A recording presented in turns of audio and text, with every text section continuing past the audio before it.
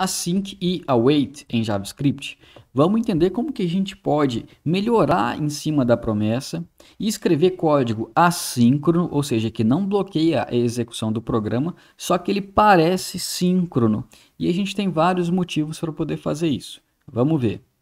As promessas, por mais sensacionais que sejam, elas reduzem, só que não conseguem acabar com a possibilidade de a gente ter o tal do callback hell. Além disso, existe a possibilidade de você escrever código em que aquele .cat não vai conseguir capturar exceção. Isso basicamente acontece quando o cat ele é registrado de forma atrasada, devido a alguma espera na criação da promessa. Quem for muito curioso pode clicar nesse exemplo aqui para ver isso acontecendo. É um pouco raro, mas acontece. Também é difícil escrever um fluxo condicional quando você tem uma cadeia de promessas. Por exemplo, você faz uma atividade assíncrona, quando ela terminar, você faz outra atividade assíncrona que depende da primeira, e aí, dependendo do resultado da segunda, você pode fazer uma terceira ou uma quarta atividade assíncrona. Esse fluxo condicional no meio de uma cadeia de promessas é possível fazer, só que o código também não fica muito bonito, dificulta a legibilidade. Uma outra questão é que depurar ainda fica um pouco difícil com promessas. Era difícil com callback, com promessas também, mas com a solução do async await, a gente vai ver que fica melhor. E também dá para aumentar ainda mais a legibilidade do código. A promessa já ajuda, mas se o código parecer síncrono, mesmo que ele não trave o código, mesmo ele sendo assíncrono, a gente consegue melhorar a legibilidade. E aí, são duas palavras-chave que foram introduzidas, o async, que a gente vai ver mais para frente, e o await. Elas são quase sempre usadas em conjunto, mas eu vou primeiro mostrar a await e depois a async. Vamos utilizar aquele mesmo código que a gente criou uma função espera, que retorna uma promessa que será cumprida apenas após um certo tempo. O async e o await ainda trabalham em cima de promessas, mas com o await em particular, é possível que a gente nunca mais precise chamar o .then em uma promessa. Pelo menos na grande maioria dos casos, o await substitui o .then. E aí vamos olhar então como que a gente utilizou essa função usando apenas promessas e o then. Então a gente chamou espera 2 segundos, colocamos o then na promessa retornada e registramos a callback, que vai simplesmente dar um console log. Se a gente puder utilizar o await, como que a gente escreveria esse mesmo código? Assim, ó. Então a função espera é a mesma coisa, mas aqui eu estou dando um console log no início, igual aqui, e aí eu estou dando um await espera 2 segundos. Esse await espera, o await ele sempre é invocado, na verdade pense como se fosse um operador que está fazendo o código suspender. Então a execução vai ser suspensa, vai aguardar essa promessa ser cumprida e só depois que ela for cumprida é que a próxima linha vai ser executada. E a coisa fantástica aqui é o seguinte, por mais que a execução desse trecho do programa foi suspensa, porque essa linha aqui só vai executada depois de 2 segundos, depois que a promessa for cumprida, o processo JavaScript continua executando todas as outras coisas que continuam no loop de eventos do ambiente de execução. Ou seja, o código é assíncrono, contudo tem carinha de código síncrono, graças a essa palavra await que a gente colocou aqui. Vamos ver esse exemplo aqui. Ó. Digamos que você tem uma variável que contém os dados do banco de dados, só que para a gente poder preencher essa variável aqui, os dados corretamente aqui, a gente vai ter que invocar essa função dados, que retorna uma promessa de que ela vai te retornar, digamos, sei lá, a tabela especificada aqui. E aí, aqui dentro dessa promessa, a gente vai fazer alguma coisa assíncrona, ou seja, alguma coisa que demora. Por exemplo, acessar de fato o banco de dados, ou acessar o file system, ou enviar uma requisição AJAX. Sei lá, por algum motivo, a forma de acessar o banco de dados pode demorar e a gente não quer travar a execução. Então, este resolver aqui, ele só vai ser invocado, existe um código aqui que eu não estou mostrando, ele só vai ser invocado quando, de fato, essa operação assíncrona para poder preencher essa variável DB foi concluída. Aí a gente chama resolver passando como parâmetro para resolver o que a gente quer que essa promessa forneça para quem der den nela. Então, se a função for chamada, né, função dados, se ela for chamada para, entre aspas, a tabela notícias, quem der den nessa promessa de recuperar a tabela notícias vai ser uma função que vai receber essa tabela, né, o DB entidade, DB notícias como parâmetro. E aí suponha que existe uma função que formata um certo código para poder mostrar essa notícia e essa função também retorna uma promessa. Então vamos ver primeiro como que a gente faz esse fluxo aqui usando o promise then e depois o await. Então olha só, chamamos dados, isso aqui retornou uma promessa. Assim que eu tiver os dados das notícias, eu vou registrar a função formata que recebe o dado das notícias e retorna uma promessa que vai ser cumprida com as informações formatadas dessas notícias. Então, isso aqui retornando uma promessa, a gente pode encadear um próximo then, invocando a função ou registrando a função que mostra as notícias. Como que esse código fica se a gente for utilizar o await? Olha só, fica com cara de código síncrono. Olha que legal. Então, se a promessa de dados notícias ela resolve com DB entidade, que no caso vai ser DB notícias, né, a tabela notícias, e a gente coloca um await, além da gente aguardar que essa promessa seja cumprida para a gente pular para a próxima linha, o await, essa função, vai receber o que essa promessa resolveu. Então, esse objeto, essa variável, né, constante notícias aqui, vai estar apontando para este cara aqui. E a linha de baixo só vai ser executada assim que essa promessa for cumprida. Ela sendo cumprida, aí o que vai fazer? Bom, eu falei que essa função formata também retorna uma promessa. E ela recebe os detalhes da notícia. E aí a gente vai aguardar que essa operação assíncrona, né, essa promessa seja cumprida e ela vai retornar, vai ser resolvida pelo template gerado, que é a notícia formatada. E aí, por fim, né, porque só depois de ter cumprido essa promessa de formatação é que a gente vai passar para a próxima linha e a gente vai poder mostrar essa notícia porque a gente já tem o template gerado para ela. Então, esses dois códigos aqui, eles são perfeitamente equivalentes. Contudo, usando await, a coisa fica mais legível porque parece que é tudo síncrono. E nesse caso aqui, gente, é um exemplo de que a gente tem três tarefas, né? Então tem a tarefa de buscar os dados, de formatar os dados e depois de mostrar a notícia, sendo que a mostrar notícia depende do resultado de formatar e a formatar depende do resultado de dados. Então a gente fala que a gente tem uma dependência linear, mas a gente pode ter dependências diferentes também, a gente vai ver exemplos daqui a pouquinho. Neste caso aqui, qual que era a situação? A gente quer mostrar a notícia, só que para a gente mostrar, a gente precisa buscar os dados da notícia e do autor dela. Só que para buscar os dados do autor, eu preciso ter os dados da notícia já para eu saber quem que é esse autor. Então a gente tem uma dependência que não é simplesmente linear igual no último caso. E aí, como que a gente pode fazer isso se a gente for utilizar só a promessa com o then? Então a gente vai buscar os dados da notícia. Assim que essa promessa for resolvida, a gente vai executar essa callback, que vai ter os dados da notícia e vai retornar uma nova promessa que vai buscar os detalhes do autor dessa notícia. E aí, assim que essa promessa for executada, for cumprida, perdão, a gente vai poder pegar os detalhes do autor e chamar a função mostra notícia, que nesse caso aqui ela depende tanto da notícia quanto do autor.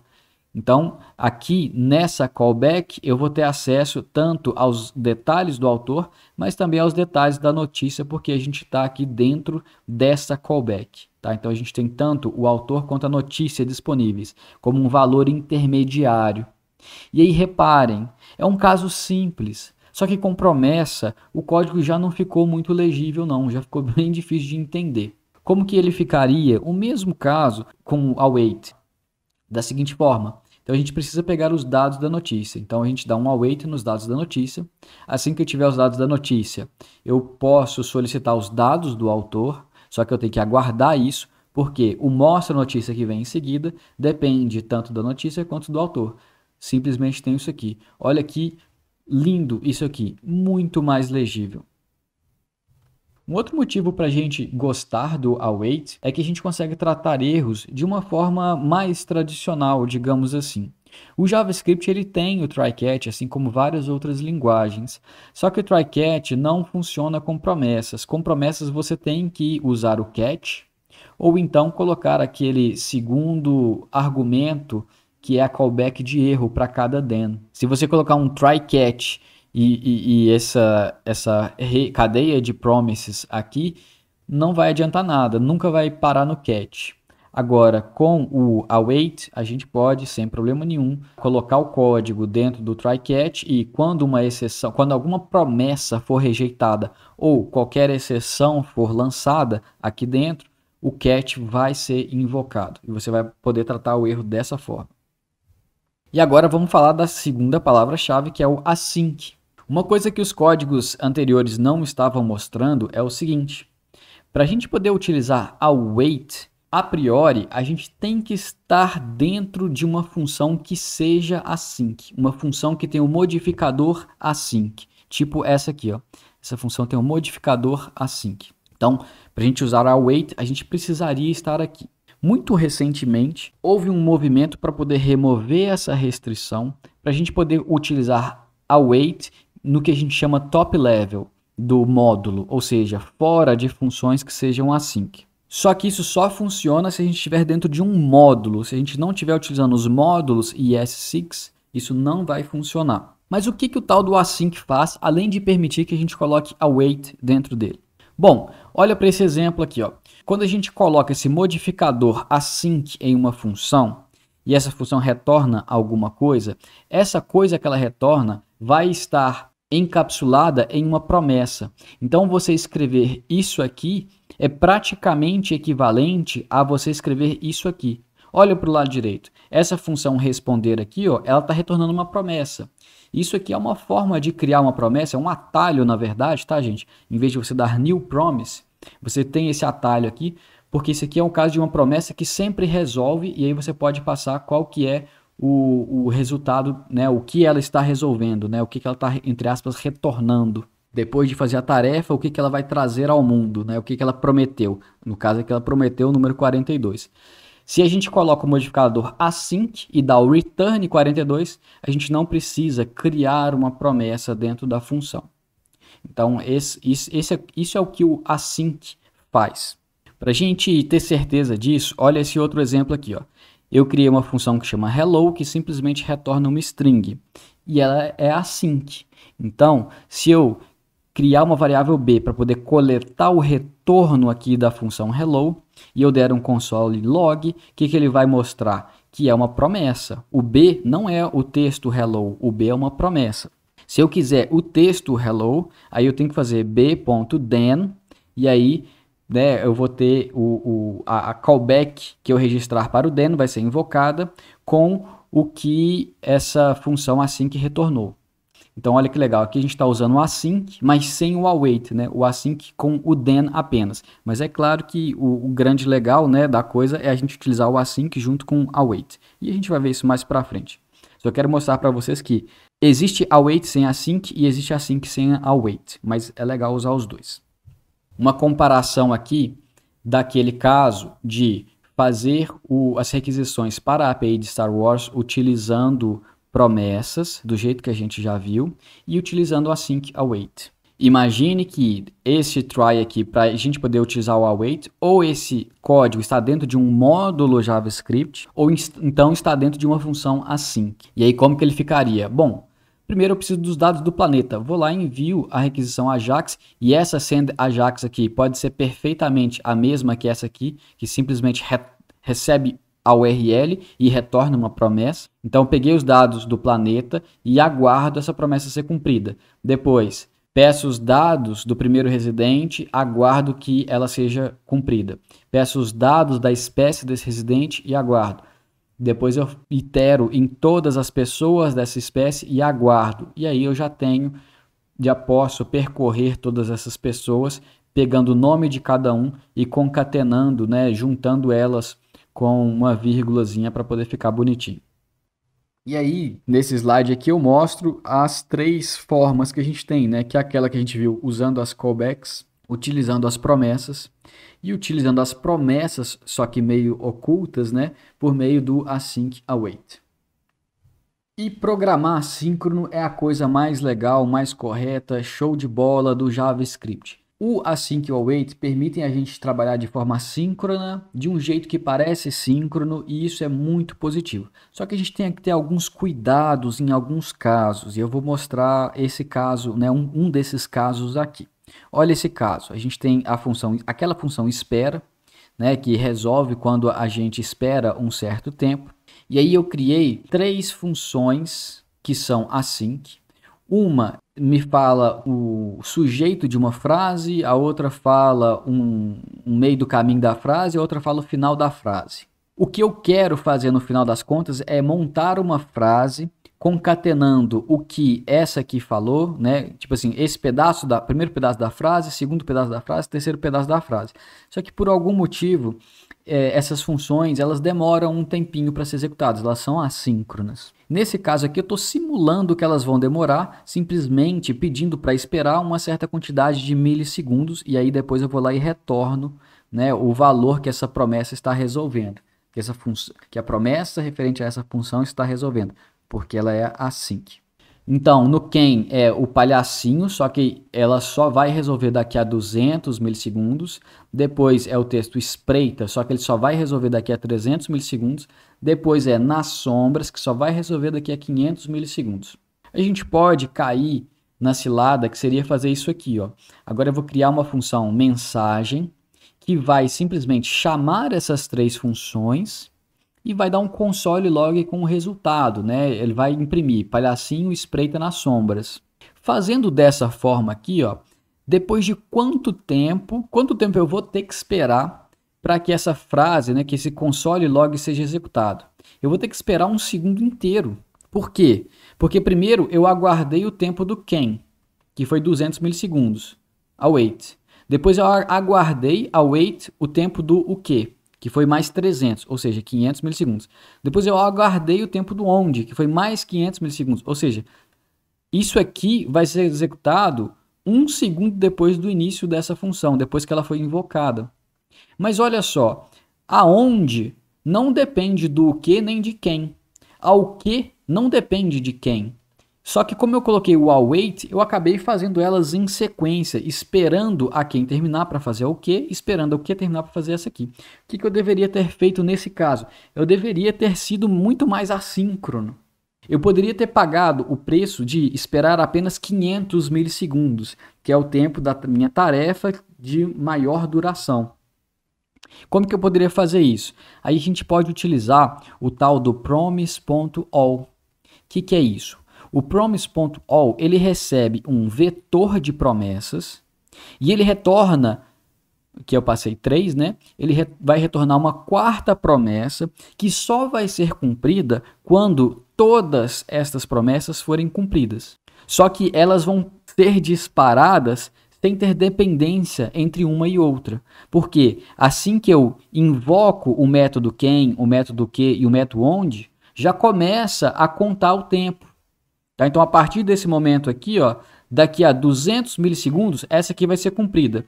Daqui a 300, essa vai ser cumprida. Daqui a 500, essa vai ser cumprida. A promessa retornada por promise.all vai ser cumprida quando todas tiverem sido cumpridas. E se essa aqui é a última e demora 500 milissegundos, então vai demorar 500 milissegundos para que essa promessa retornada por promise.all seja cumprida.